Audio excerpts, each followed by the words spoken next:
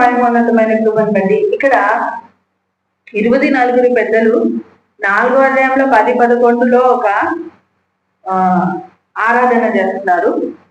5, 9, 10లో కొన్ని ఆరాధనలు ఉన్నాయి. ఇక్కడ మొట్టమొదట ఆరాధన ఈరోజు ప్రకటన 5, 9, 10లో పెద్దల ఆరాధనను చూద్దాం. ఆరాధన అంటే మనము నిన్న పాడిన పాటనే కదా, పోయిన సంవత్సరం పాడిన పాటనే పాడుతూ దేవుని ఆరాధన చేస్తాం. కానీ ఇక్కడ ఆరాధన సపరేట్ గా ఉంది. వాళ్ళు 7 రకాలుగా 7 అంశాలను తీసుకొని ఆయనను ఆరాధించినట్టుగా చూస్తున్నారు. మరి 7 అంశాలు ఏంటివి అనేది చూస్తే, దేవుని కొరకు మనుషులను కొన్నావు అనేది మొట్టమొదట అక్కడ చూపిస్తున్నాడు. ఉందా అండి? ఆ పెద్దలు, నీవు ఆ గ్రంథం తీసుకొని దాని ముద్రలు విప్పుటకు యోగుడవు, నీవు వధించబడిన వాడవై నీ రక్తం ఇచ్చి ప్రతి వంశంలోను ఆయా భాషలు మాట్లాడు వారిలోను ప్రతి ప్రజలోను ప్రతి జనంలోను దేవుని కొరకు మనుషులను కొని. ఉందా? మనుషులను ఏం చేసినాడంట? తన తండ్రి నిమిత్తం కొనేసినాడంట. ఏంటంటే వెల ఏమిచ్చినాడు? ఎవరైనా డబ్బులు ఇస్తారు, వజ్రాలు ఇస్తారు, వైద్యాలు ఇస్తారు. కానీ ఈయన మాత్రం ఏమి ఇచ్చినాడంట? రక్తాన్ని ఇచ్చినాడు. అందుకే అపోస్తులైన పౌలు అంటారు, మీరు మీ సొత్తు కాదు, మీరు వెలపెట్టి కొనబడి ఉన్నారు, మీ దేహంతో దేవుని మహిమపరచుడి అని అంటున్నారు.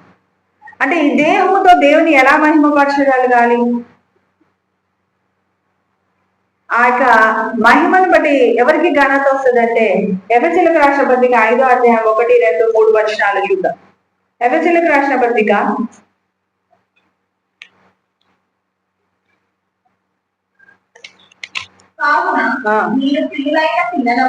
'ప్రియులైన పిల్లల వలె దేవుని పోలి నడుచుకోవాలంట. అమ్మని పోలో, నాన్నని పోలో, లేకపోతే సేవకులను పోలో, సినిమా యాక్టర్లను పోలో కాదంట. ఎవరిని పోలి నడుచుకోవాలంట? దేవుని పోలి నడుచుకోవాలి. అంటే రోజు రోజుకి మనము దేవుని పోలికలోకి వస్తున్నామా లేదా అని ఐడెంటిఫై చేయాలి. మన పని అదే. పెద్దలు అలాగే దేవుని మహిమను హెచ్చిస్తూ వాళ్ళని వాళ్ళు తగ్గించుకుంటున్నారు 4వ అధ్యాయంలో 5వ అధ్యాయంలో. సరే, మరి దేవుని పోలి నడుచుకోండి. తర్వాత క్రీస్తు మిమ్మల్ని ప్రేమించి పరిమళ వాసనగా ఉండుటకు మన కొరకు తను తాను దేవునికి అర్పణంగాను బలిగాను అర్పించుకొని, అలాగనే మీరు ప్రేమ కలిగి నడుచుకుని మరి తను తాను దేవునికి బలిగా అర్పణగా అర్పించుకున్నారు. మీరు జారత్వమే కానీ, ఏ విధమైన అపవిత్రమే కానీ, లోకత్వమే కానీ వీటి పేరేరనే ఎత్తకూడదు. ఇదే పరిశుద్ధులకు అడిగినది. మరి జారత్వమే కానీ, అపవిత్రతే కానీ, కాముకత్వమే కానీ మీలో ఉండకుండా తెలుసుకోవాలి అంటున్నారు. అంటే మనలో దేవుడి యొక్క పరిమళ సువాసన ఉంది కాబట్టి మనం ఏం చేస్తున్నాం అనేది చాలా ఇంపార్టెంట్. Praise lord. ఎలా నడుచుకోవాలి అనేది చాలా ఇంపార్టెంట్. కాబట్టి ఈరోజు మన జీవితాలలో, మన పరిస్థితులలో ప్రభు ఒక ప్రణాళిక చొప్పున మనల్ని లోకానికి పంపడం జరిగింది. ఎఫెసీయులకు రాసిన పత్రిక 1:3లో అంటాడు, జగత్ పునాది వేయబడకమునుపే మనల్ని ఏర్పాటు చేస్తున్నాడంట. ఆమేన్. హల్లెలూయా. కర్నూలులో ఈ తల్లి గర్భంలో పుట్టాలి, ఈ విధంగా పెరగాలి, ఈ విధంగా సేవ చేయాలి, ఈ విధంగా ముందరికి వెళ్ళాలి, లేకపోతే ఇంకొక ఊరు, ఇంకొక దేశం, ఇంకొక రాష్ట్రం. సో ఇలా రకరకాలుగా ఒక ప్రణాళికబద్ధంగా మనని లోకానికి పంపినాడు. Praise Lord. హల్లెలూయా. అయితే ఇప్పుడు మనం ఏం చేయాలంటే దేవుని పోలికలో నడవాలి. దేవుని యొక్క పోలికను బట్టి మనము రోజు రూపాంతరం చెందాలి. ఎందుకు అంటే ఆయన మనల్ని కొని ఉన్నాడు కాబట్టి. ఇప్పుడు మనం వెలపెట్టకబడి కొని ఉన్నాము. మన దేహాలు ఆయనకు సంబంధించినవి కాబట్టి ఈ దేహముల వలన ఆయనకు మహిమ రావాలి అని అంటున్నారు. మరి యేసు ప్రభు యోగ్యుడు అని పిలిపించుకోవడానికి భూమి మీద ఎలా బ్రతికినాడని? సాత్వికుడుగా కదా, నెమ్మరస్తుడుగా, మరి తండ్రికి విధేయత చూపించిన కుమారుడుగా. లోకంలో అబ్రహాం తప్పిపోయినట్టుగా ఆయన తప్పిపోలేదు,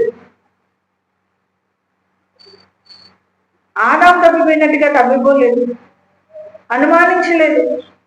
పేదరులాగా అనుమానించకుండా అన్ని విషయాలలో ప్రత్యేకంగా జీవిస్తున్నారు. యాకోబులాగా ఎవరిని మోసం చేయలేదు. తృణీకరించబడిన వ్యసనాక్రాంతులుగా దుఃఖాక్రాంతులుగా తండ్రికి విజ్ఞాపన చేసి తన ప్రవర్తనలో అపరిశుద్ధత లేకుండా బ్రతికిన వాడుగా ఉన్నారు.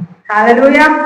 అంటే ఈరోజు మన జీవితాలలో మన పరిస్థితులలో క్రీస్తుని స్వారూప్యముగా ధరించాలి అని అంటున్నాడు. క్రీస్తు స్వారూప్యంలోకి మనం రావాలి అని అంటారు. అంటే ఆయన గుణగణాలు మనలో ఉన్నాయా లేదా రోజు రోజు చూసుకోవాలి. Praise lord.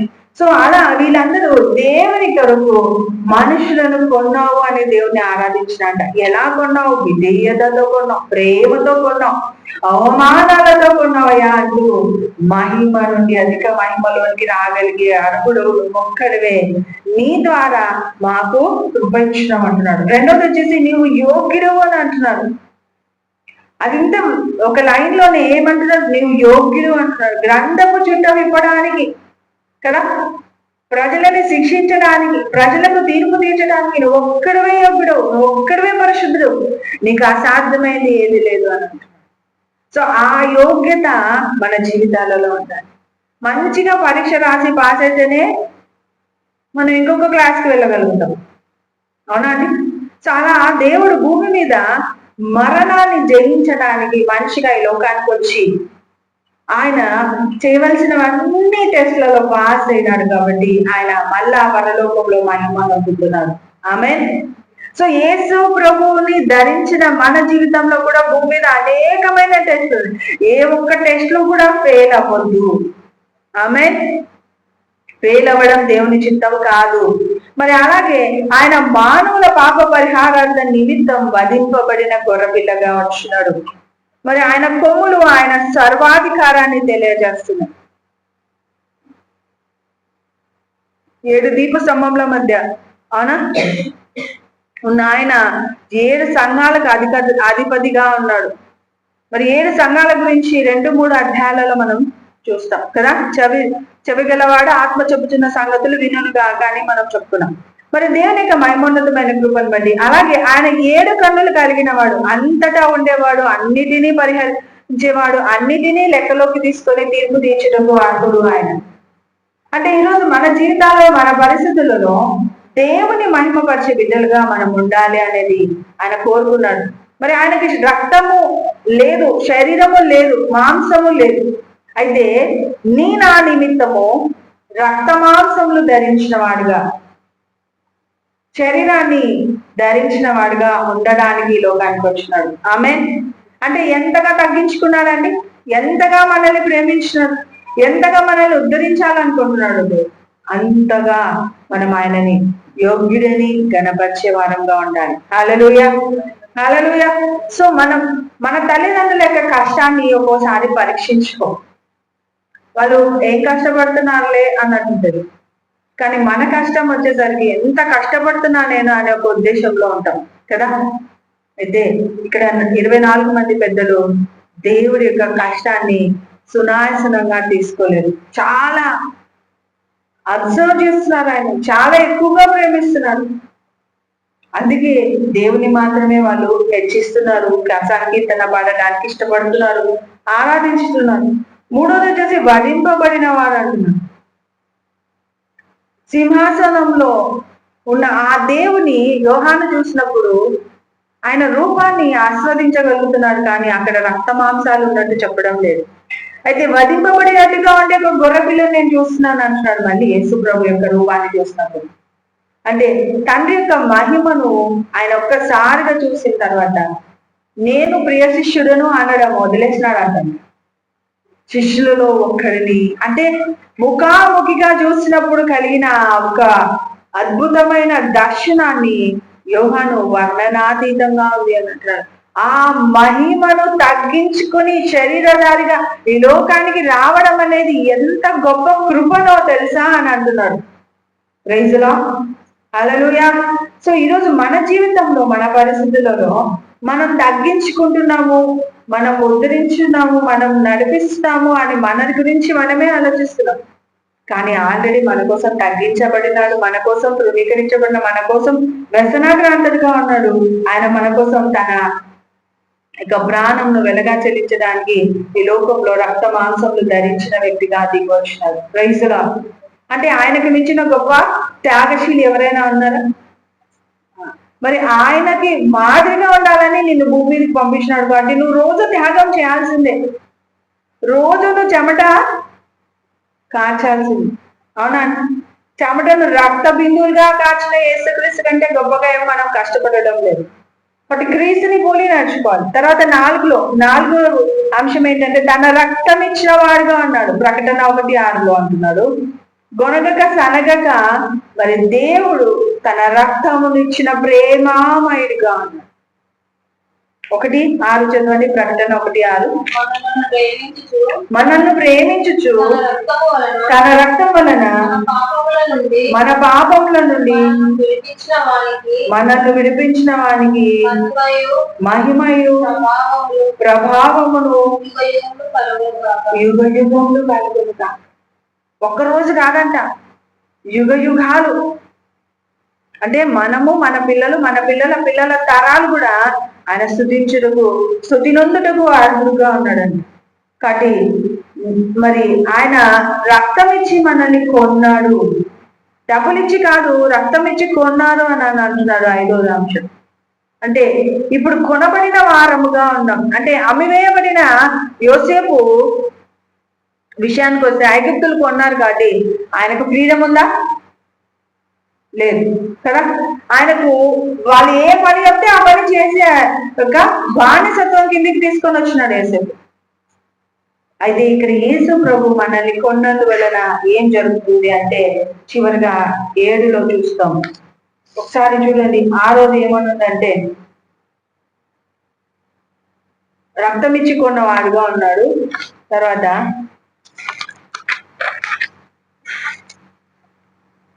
మా దేవునికి ఒక రాజ్యముగా చేసినావు మమ్మల్ని అని అంటున్నాడు. ఏం చేసినాడంట? ఒక రాజ్యంగా చేసినాడు. ఏడోది వచ్చేసి యాజకులనుగా చేసినావు. సరే, మరి ఇక్కడ దేవునికి ఒక రాజ్యంగా చేసినందువలన భూమిని ఏలమని చెప్తున్నాడంట. ఏం చెప్తున్నాడు? భూమిని ఏలమని చెప్తున్నాడు. కానీ మనం భూమి మీద ఏలకుండగా భూమి మీద ఉన్న అపవాదైన సాతాను మనల్ని ఏలేటట్టుగా ఎప్పుడు చింత, బాధ, వేదన, దుఃఖము, ఆలస్యం అనే కాడిమార్ల కట్లను మనం కలిగి నిరుత్సాహంతో ఉంటాం.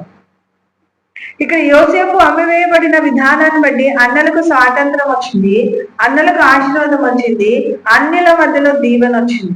అన్యుల మధ్యలో శత్రువు ముందర భోజనం ఆయన ఆస్వాదించడానికి కావాల్సిన అర్హత వచ్చింది. Praise Lord. హల్లెలూయా.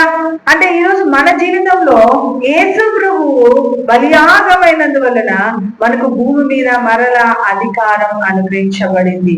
ఆమేన్. హల్లెలూయా. శూన్యంలో సృష్టిని సృష్టించగలిగిన ఆయన చిత్తాన్ని బట్టి మనకు కూడా మన జీవితాన్ని మనకు నచ్చినట్టుగా ఆపరేట్ చేయడానికి కావాల్సిన నోరు ఇవ్వబడింది. అధికారము స్వరముగా మాట్లాడినప్పుడు ఆ అధికారాన్ని బట్టి దేవదూతలు కదలడానికి కావాల్సిన కృప అనుగ్రహించబడింది. ఆమేన్. అందుకే మత్తయి సువార్తలో అంటాడు, మీరు అందరినీ నాకు శిష్యులుగా చేయండి అని అంటాడు. అవునా? మీరు వెళ్ళి లోకంలోనికి వెళ్ళి మీరు ఒకరినొకరు శిష్యులంగా చేయండి అని అంటున్నాడు. దాసులంగా చేయండి అని అన్నాడా? ఏమంటున్నాడు? శిష్యులుగా తయారు చేయండి. అంటే ఒకరి కింద ఒకరు ఇంకెప్పుడు పనులుగానే ఉండడం కాదు, నాకు నమ్మకస్తులను తయారు చేయండి అని అంటున్నాడు. Praise Lord. హల్లెలూయా. అలాగే లూకా సువార్తలో మీరు సర్వ లోకములకు వెళ్ళి సర్వ సృష్టికి సువార్తను ప్రకటించండి. Praise Lord. మరి సర్వలోకానికి వెళ్ళి సర్వలోకమునకు వెళ్ళి సర్వ సృష్టికి సువార్తను ప్రకటించాలి. ఎందుకు ప్రకటించాలి అంటే నా విమోచన క్రయధనమైన నా యేసుని నేను ప్రేమిస్తున్నాను. Praise Lord. మరి ఎక్కడెక్కడికి వెళ్ళాలంటే మనం చెప్పలేని ప్రదేశాలకు వెళ్ళాలి. ఇప్పుడు కళ్యాణికి జాబ్ వచ్చింది, కానీ కళ్యాణి జాబ్ లోనే సేవ పరిచర్యలో ఉంది. అక్కడ భాష రాదు. లంబాడిసా తాండా ప్రజల మధ్యలో పోయి ఆ పిల్లలకి చదువు రాదు, భాష రాదు, ఏం చేయాలో అర్థం కాదు. 5వ తరగతి 4వ తరగతి పిల్లలు కూడా వాళ్ళు రావంట. అదొక పరిచర్య. అయితే మనము ఎంత నలగొట్టుకొని అంత దూరం పోవాలా? అవునా? రెచల్ సిస్టర్ మీరు జాయిన్ అయినప్పుడు కూడా దూరమే వేసింటారు కదా స్టార్టింగ్ లో. అంటే జాబ్స్ అంటున్నాం, ఆ జాబ్స్ లో మనం నిర్విరామంగా పనిచేయాలంటే శ్రమ. అవునా? కొంతమందికి జాబ్ ద్వారా శ్రమ ఉంటుంది, కొంతమందికి అత్తమామల ద్వారా శ్రమ ఉంటుంది, కొంతమందికి తల్లిదండ్రుల ద్వారా, అక్క చెల్లెల ద్వారా. ప్రతి ఒక్కరికి సిలువ అయితే ఉంటుంది. అయితే నీ సిలువని నువ్వు ఎత్తుకోవాలి, అంటే వాళ్ళని నువ్వు మార్చుకోవాలి, వాళ్ళ స్థితిగతులు అన్నిటినీ నువ్వు మలచాలి. ప్రైజ్ ది లార్డ్, హల్లెలూయా. అలా మలవడమే నీ యొక్క దేవుని చిత్తమైంది కాబట్టి నేను మలవడంలో వెనుదిరగను అని చెప్పాలి. మరి రాజులైన యాజక సమూహముగా మనం దేవుడికి సొత్తైన ప్రజగా చేసినాడని 1 పేతురు 2:6 పేతురు అంటున్నాడు. అట్లా ఇట్లా కాదయ్యా, ఆయన రక్తాన్ని చిందించడం వలన దేవునికి ఒక రాజ్యముగా చేస్తున్నాడు. అంటే ఈ లోకంలో అపవాదైన సాతాను ఏలుతున్నాడు కదండి, వాడిని ఏలుడుకోవాల్సిన అర్హత మళ్ళా యేసు ప్రభు పునరుత్థానం వలన మనం పొందుకొనిన్నాం. ఆమేన్. అది గ్రహించిన పెద్దలు గంభీరమైన ఆరాధన చేస్తున్నారు. మరి యాజకులుగా చేస్తావు అని అంటున్నాడు. యాజకులుగా చేయడం అంటే భూలోకంలో మనం ఏలటానికి, అంటే నిర్గమకాండంలో యాజకుని యొక్క పాత్ర చూసినప్పుడు యాజకుడి దగ్గరికి వచ్చి ప్రజలు విజ్ఞాపన చేస్తే వారి నిమిత్తం పాప పరిహారార్థ బలి, సమాధాన బలి కదా, అన్ని బలులు అర్పించారు. అంటే ఈరోజు మన జీవితంలో ఏమో తెలుసా, ఎంత మంది నిమిత్తం మొరపెట్టాలో అంతమంది నిమిత్తం మొరపెట్టగలిగే బాధ్యత మనం తీసుకున్నాం. Praise Lord. కానీ మనం ఇతరుల గురించి మొరపెట్టగలిగే టైం ఆడుంది. నా గురించి హెచ్చరికనే, నీ గురించి హెచ్చరికనే టైం అవుతుంది అన్నట్టుంది పరిస్థితి. అవునా? ప్రభా నా విషయంలో, ప్రభా నా విషయంలో. కానీ నీ విషయంలో ఉన్న శ్రమ ఇతరుల విషయంలో కూడా ఉంది. ఇతరులకు నీకంటే ఎక్కువ భారం ఉంది అని విజ్ఞాపన చేయగలిగే యాజకత్వంలో నువ్వు నేను ఉండాలని కోరుకుంటున్నాడు దేవుడు. హల్లెలూయా, హల్లెలూయా. సో యాజకత్వం కింద ఉన్నాము అంటే అనేకుల నిమిత్తము మొరపెట్టగలిగే వారంగా ఉండాలి. మరి ఇక్కడ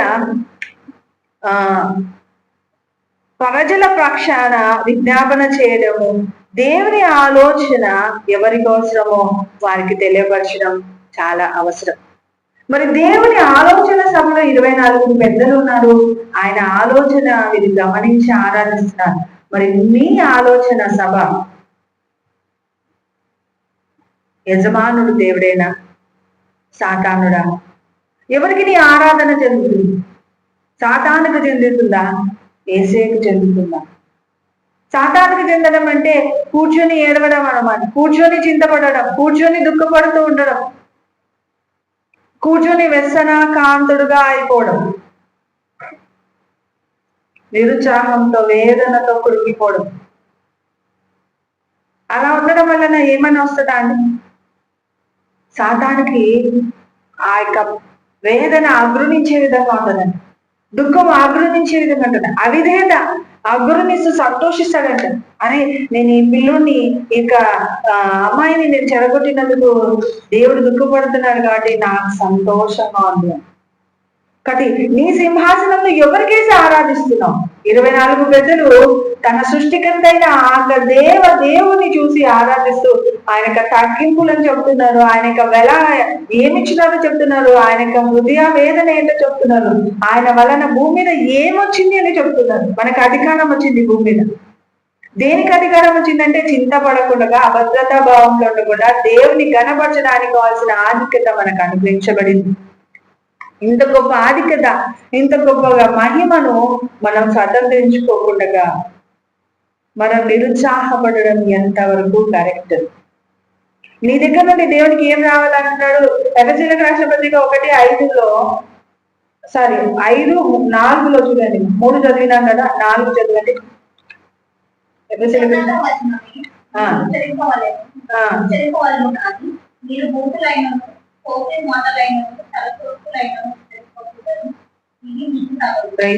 ఏం చెప్పాలంట? కృతజ్ఞతావచనమే మీరు ఉచ్చరించవలనంట. అంటే దేవుడికి ఎప్పుడు కృతజ్ఞులై ఉండాలి, విధేయులై ఉండాలి, ఆరాధించేవారుగానే ఉండాలి. కానీ వ్యర్థమైన గుణగణాలు, సనగరాలు, బూతులు, సరసొక్తులు ఇవి మీకు తగినవి కాదు అని అంటున్నాడు. అందుకే దేవుని ఆలోచన సభలో దేవుడిని హెచ్చిస్తూ 24 మంది పెద్దలు ఆరాధించినారు. మరి మన ఆలోచన సభలో దేవుడి సింహాసనాసనగా కలిగి ఉంటే నీకు కృతజ్ఞతావచనమే వస్తుంది, నీకు కృతజ్ఞతతో కూడిన ఆరాధననే వస్తుంది, కానీ దుఃఖంతో కూడిన సనుగు రాకూడదు. ఆమేన్. మరి హన్నా విషయంలో ఖచ్చితంగా మరలా వచ్చే ఏడాది కంటే నీకు దేవుడు నీ విజ్ఞాపన నెరవేర్చాడని ఏలియా చెప్పినప్పుడు వెంటనే ఆమె విశ్వసించి వెళ్ళింది కదండి. మరి ఈ రోజు కూడా నేను ఒక వాగ్దానాన్ని మీకు ఇస్తున్నాను. నిశ్చయంగా మీరు దేవుని ఆరాధిస్తుండగా ఈ నూతన సంవత్సరం రాకముందే నీ హృదయాన్ని ఆయన సంతోషంతో నింపుతాను అంటున్నారు. ఆమె నూతన సంవత్సరంలోకి వెళ్ళకముందే ఈ క్రిస్మస్ యొక్క సంబరాలు మనము ఇంటింటికి వెళ్ళి క్రిస్మస్ చేస్తున్నాం, అవునా? దానివల్ల ఎవరు ఎంత మారుతున్నారో నాకు తెలియదు, కానీ నువ్వు వేసే సింహాసనం ఈ రోజు నుండి నీ ఆలోచన సభలో నా దేవుడే మహిమపరచబడాలి, నా ఆలోచన అంతా దేవుడై ఉండాలి. నేను కూర్చున్నా, నేను లేచిన, నా ఆలోచన ఏమైండాలా? నా యేసయ్య ఉండాలి. నా ఆలోచన, నా జ్ఞానము, నా బలము నా యేసయ్య అవ్వాలి. ఆమె హల్లెలూయా. నా అతిశయం నా యేసయ్య అవ్వాలి. నా దుఃఖము దేవుడికి మహిమ తీసుకురానప్పుడు నేను దుఃఖపడను. యోసేపు అమ్మివేయబడిన ఆ యొక్క ఐగుప్తులో నమ్మకంగా పనిచేస్తున్నందు వలన రాజు అయినాడు. హల్లెలూయా. సో ఈ రోజు మన జీవితంలో కూడా ఈ ఐగుప్తు దేశంలో నమ్మకంగా మనం దేవుడి కోసం పని చేయాలి. ఇలాంటి పని మన కాలువ ఎత్తేసే పని ఇచ్చినాడా? రోడ్డు ఊడ్చే పని ఇచ్చినాడా? ఇంట్లో అంట్లు గడుపునే పని, అవునా? వంట వండుకొని తినే పని, లేకపోతే కాలేజీలకు వెళ్ళే పని, ఉద్యోగాలకు వెళ్ళే పని ఇచ్చినాడు. కానీ దేవుడు మనుషుల పాపము తీసివేయడం అంటే దుర్వాసన అంట. కాలువలలో, చెత్త కుప్పలలో వచ్చే వాసన కంటే గలీజ్ అంట మనుషుల యొక్క పాపపు వాసన. అది భరించలేనిదిగా ఉంటది. అంతటి పాపపు వాసనను భరిస్తూ రోజు 33.5 సంవత్సరాలు ఆయన సిలువ మోసినారు అనే చరిత్ర చెప్తుంది. మరి మనం దుఃఖపడడం వలన ఇప్పుడు కూడా దుర్వాసన వస్తాం. ఆయనకు ఆరాధన అర్పించడం వలన ఆయన సువాసన వెదజల్లేవారుగా. ఎఫెసీయులకు రాసిన పత్రిక 5:2 అని అన్నాడు కదండి. ఏమన్నాడు? మళ్ళీ ఒకసారి, పరిమళ వాసనగా ఉండుటకు ఆయన అర్పణగాను బలిగాను అర్పించుకున్నాడు. ఎందుకు? నువ్వు పరిమళ వాసనగా ఉండాలని, నువ్వు అనేకులను విడిపించగలిగే విధేయత చూపించి ఒక సువాసనగా ఉండాలని. యోసేపు విధేయత ఇజ్రాయేలులకు ఆశీర్వాదమైంది. మరి నీ విధేయత నీ కుటుంబానికి, నీ యజమానునికి, నీ పరిస్థితులకు ఆశీర్వాదకరంగా ఉందా? నీ తల్లిదండ్రులకు ఆశీర్వాదకరంగా ఉందా? ఇంకా పరిస్థితులు అన్నిటిలో, ఉద్యోగం విషయంలో కావచ్చు, సరౌండింగ్స్ అన్నిటిలో నీ యొక్క విధేయత నీకు ఎలా ఆశీర్వాదకరంగా ఉంది అనేది ఆలోచించు. హల్లెలూయా. విధేయత వింత కార్యాలను చూసేటట్టుగా చేస్తుందంట. మన విధేయత అద్భుతాలను చేయగలిగేంత మార్పు చెందిస్తుందంట. అంటే ఎప్పుడు దేవుడి దగ్గర ఆలోచన సభ అంటే దేవుడి సన్నిధిలో మనం కూర్చున్నప్పుడు ఆయన మన ముందర వచ్చి మనకు జవాబు ఇస్తూ నిరంతరం ఆయన మహిమతో మనల్ని నింపుతున్నప్పుడు మన యొక్క సోల్ ఏమైపోతుందంట? న్యూ మ్యాన్ గా మారిపోతుందంట. Praise the Lord. హల్లెలూయా. మహిమతో కూడిన మనిషిగా మారిపోతాడంట. అప్పుడు నువ్వు తాకితే స్వస్థత, ఇతరులను, వేరే వాళ్ళు నిన్ను తాకినా స్వస్థత. ఆమేన్. హల్లెలూయా. రాయల్ని గోడకు తగిలినా, గోడకి రాయికి తగిలినా ఎవరికి నష్టం అండి? గోడకే నష్టం, అవునా? చాలా ఒక అద్భుతమైన శక్తిగా మార్చబడితే దయ్యం వచ్చి నిన్ను తగిలినా, నువ్వు వచ్చి దయ్యాన్ని తగిలిన ఎవరికి నష్టం? ఆమేన్. అలా మారిపోదుగా. క్రీస్తు అనే బండరాయిగా మారిపోవాలి మనం. ఆ క్రీస్తు స్వరూపాన్ని ధరించిన సువాసనగా, పరిమళ వాసనగా మనం కనబడాలి. అది దేవుడు కోరుకుంటున్నాడు. హల్లెలూయా. పరిమళ సువాసన వెదజల్లాలి అంటే ఒక రోజుతోనే అవుతుందా అండి? మీరు వెళ్ళే ప్రదేశం ఎత్తు పొలాలు ఉంటాయి, మీరు వెళ్తున్న మనుషుల హృదయాలు క్రొవ్వినవిగా ఉంటాయి, సాతాను ఆకుపై చేసిన వారిగా ఉంటాయి. ఆ ఆకుపై చేసిన వారి హృదయాలు గెలవాలంటే నువ్వు ఎంతగా చీకటిలో మోకరించి దేవుని సింహాసనాసనుడిగా చేసుకుని, అయ్యా నా ఆలోచన, నా జ్ఞానము, నా అతిశయము, నా బలము, నా మాట, నా గీతము, నా ఆరాధన నువ్వు అవ్వాలి. అప్పుడే నేను నీకు మహిమకరంగా మార్చబడతాను ప్రభు. ఒక్క మాట మాట్లాడితే కార్యాలు జరుగుతాయి. ఎప్పుడు నువ్వు దేవుడి దగ్గర అనేక సార్లు కన్నీరు విడిచి ప్రార్థించినాను. కానీ ఇంట్లో ఉన్న వ్యక్తి మన జీవితంలో విరోధంగా ఉన్నారు అంటే మన ఆధ్యాత్మిక స్థితిగతి ఎక్కువగా ఉన్నందువలన శత్రువు ఇంట్లో ఉన్న వాళ్ళని మనకి శత్రువులుగా తయారు చేస్తుంది. కాబట్టి ఆలోచించండి, ఖచ్చితంగా దేవుడు ఒక అద్భుతం చేయాలనుకుంటున్నాడు. అయితే మనలో రూపాంతరము జరగాలి, మనలోనే కృప విస్తరించబడాలి. మరి యాజక ధర్మం అంటే ప్రజల పక్షాన మొరపెట్టడం అని అంటున్నారు కదా. మరి ఇతరుల నిమిత్తము ఎంత దుఃఖం ఉన్నా, ఎంత తట్టుకోలేని పరిస్థితుల్లో ఎంతమంది సూసైడ్ చేసుకున్నా, ఎంతమంది నశించిపోతున్నారో ఒకసారి ఆలోచించండి. కానీ ఈరోజు నేనైతే కృపా సింహాసనం ఎదుకి ధైర్యంగా వస్తున్నాను. నేనైతే ఆయనను ఆరాధించడానికి కావాల్సిన జ్ఞానంతో నింపబడుతున్నా.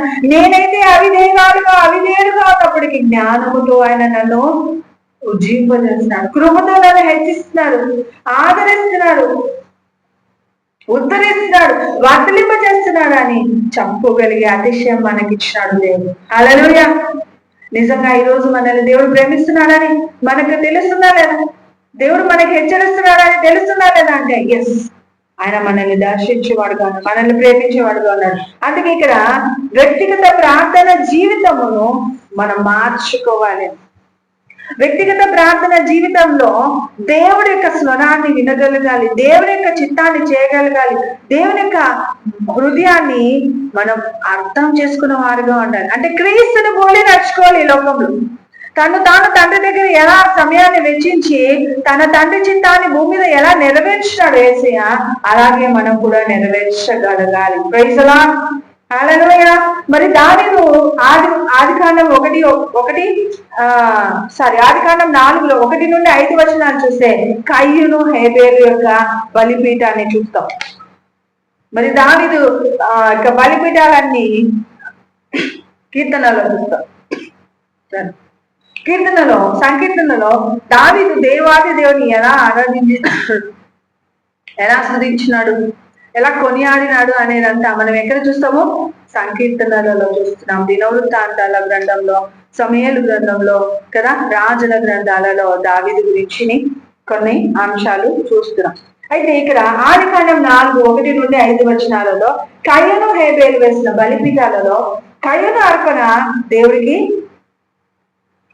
నచ్చిందా, నచ్చలేదు? హేబేలు అర్పణ ఎందుకని? కయ్యూను దేవుడి యొక్క జ్ఞానాన్ని పొందుకోవడానికి ఇష్టపడకుండా తన యొక్క ఆశీర్వాదమైన పంటనే తీసుకొని రాగలిగినాడు. కానీ దేవుని మనసులో ఎదిగి అతడు బలికపోయినాడు. కొద్ది మనం కూడా ప్రార్థన గంటలు చేస్తుంటాం, కానీ ఎందుకు ఆలస్యం అవుతుంది అంటే దేవుడు మనసు ఎరిగి మనం నడుచుకోవడం లేదు. అంటే చింత నెత్తి మీద పెట్టుకొని తిరుగుతాం. అక్క నాకెందుకు అక్క, అక్క నాకు ఇట్లా ఉందక్క, అక్క నాకు అట్లా.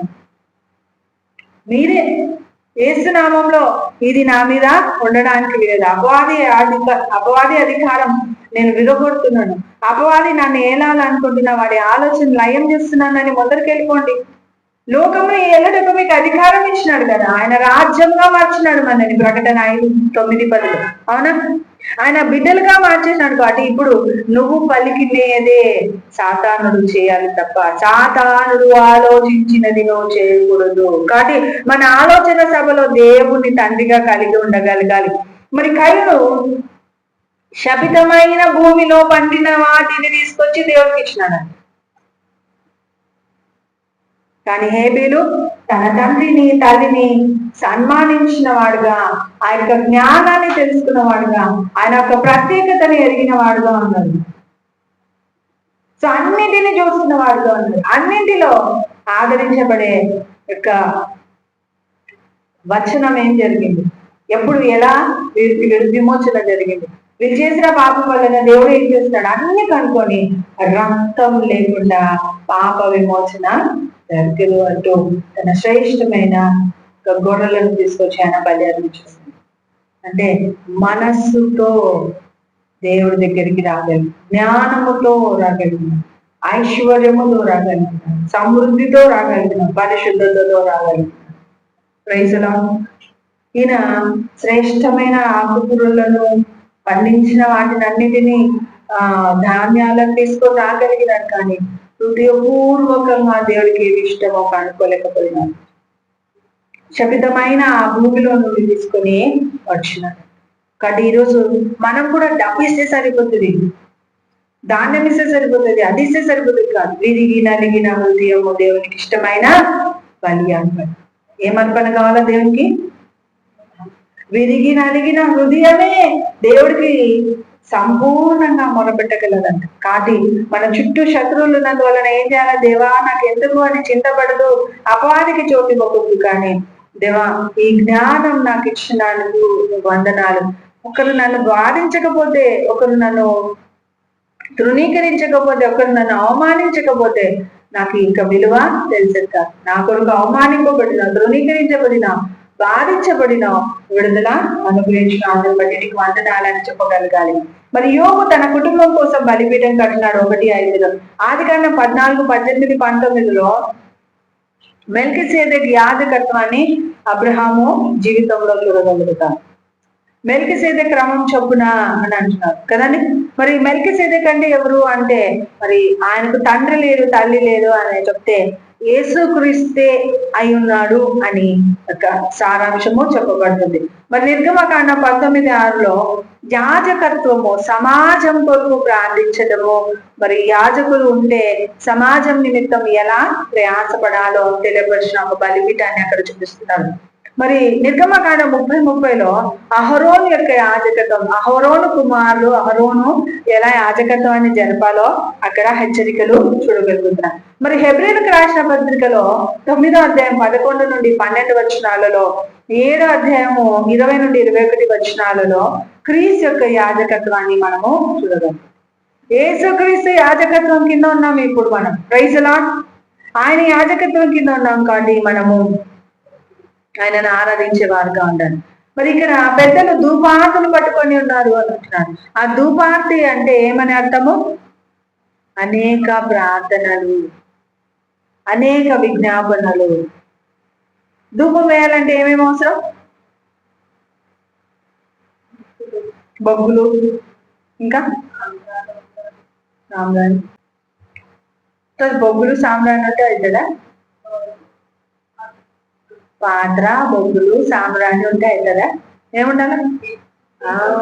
అది వెలిగించబడకపోతే సాంబ్రాణి సువాసన రాదు. కాబట్టి ఈరోజు మనము మండుతున్న బొగ్గుల లాగా ఉండాలి. సో సువాసనగా మన నలగొట్టబడిన శ్రమలను బట్టి సువాసనను సాదృశ్యంగా చూపిస్తున్నాం. కానీ సువాసన ఎక్కడ నుండి వస్తుందంటే, మనం నలగొట్టబడే కొద్ది సువాసన వస్తుంది దేవునికి. Praise Lord. అవునా? ఎంత నలగొట్టబడుతుంటే అంత సువాసన సమర్పించినట్టు దేవుడు. కాబట్టి ఈ రోజు నేను సువాసన ఇస్తున్నందుకు సంతోషపడాలా? సువాసన రాకుండా చేస్తే మేలు అని సంతోషపడాలి. నీ శరీరం ఎంత నలుగుతుంటే అంత సంతోషపడాలి. ప్రభా నేను నీకు సువాసనగా మార్చి వేస్తున్నాను, నీ మహిమ నిమిత్తం నన్ను. కాబట్టి మన ఆరాధన రోజు రోజుకి కొత్తగా ఆలోచించగలగాలి, కొత్త పదాలను ఉచ్చరించగలగాలి, కొత్త కీర్తన పాడగలగాలి. మరి వాళ్ళు పాడిన పాట 4వ అధ్యాయంలో సపరేట్ ఉంది చూడండి. ఆ 24 పెద్దలు సింహాసనం నందు ఆసీనులైన అని ఎదుట సాగిలపడి యుగయుగంలో జీవించుచున్న వానికి నమస్కారము చేయొచ్చు. యుగ యుగాలు జీవిస్తున్నావు నువ్వు అని అంటున్నారు. ప్రభా మా దేవాన్ని సమస్తమును సృష్టించిదివి, నీ చిత్తమును బట్టి అవి ఉండెను, దానిని బట్టియే సృష్టించబడేను గనుక నీవే మహిమ ఘనత ప్రభావములు పొంద అర్హుడుగా నీ చెప్పుచు తమ కిరీటములను ఆ సింహాసనం ఎదుట వేసి. వాళ్ళకి ఘనత ఏంటి? దేవుని ఘనతనే ఘనత. వాళ్ళ కిరీటాలు కాదు ఘనత, దేవుని మనసును గెలుచుకోవడమే ఘనత. దేవుని యొక్క మాటయే వాళ్ళకు, దేవుని యొక్క సన్నిధే వాళ్ళకు సంతోషం అంట. Praise the Lord. అలాంటి కృప దేవుడు మన మీద ఉంటా దయచేయండి కాక. మరి కీర్తన 33:3 ఒకసారి చదువుదామా? ఎప్పుడు సజీవంగా తాజాగా దావీదు మహారాజు దేవుడికి ఆరాధన చెల్లించేవాడు. ఆయనను గూర్చి నూతన కీర్తన పాడాలంట. ఉత్సాహధ్వనితో ఇంపుగా వాయించాలి. మరి కీబోర్డు, మరి రిథమ్ ప్యాడ్స్, ఇలా మనకి ఏమైనా నేర్చుకోవడంలో తప్పు లేదు. ఇంపుగా వాయిస్తూ కొత్త పాట పాడుతూ ఉత్సాహముతో పాడుతూ ఉండాలంట. కీర్తన 40 సంకీర్తన 3వ చరణం.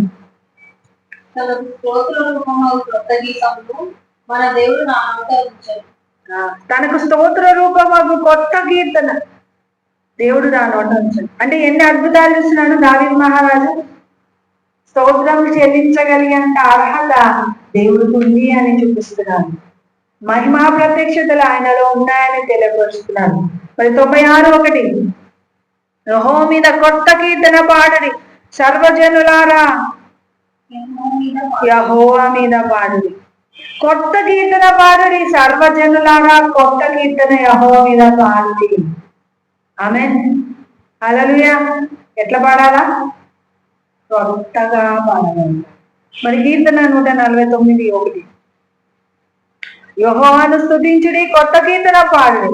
స్తుతిస్తూ పాడాలని. మనమేమో రోజు స్తుతిస్తున్నామా లేదా చెక్ చేసుకోండి. రోజు 1000 స్తుతులు బుక్ తీసుకొని 1000 స్తుతుల్లో ఎవరో రాసిన స్తుతులను తీసుకొని మనము స్తుతిస్తుంటాం.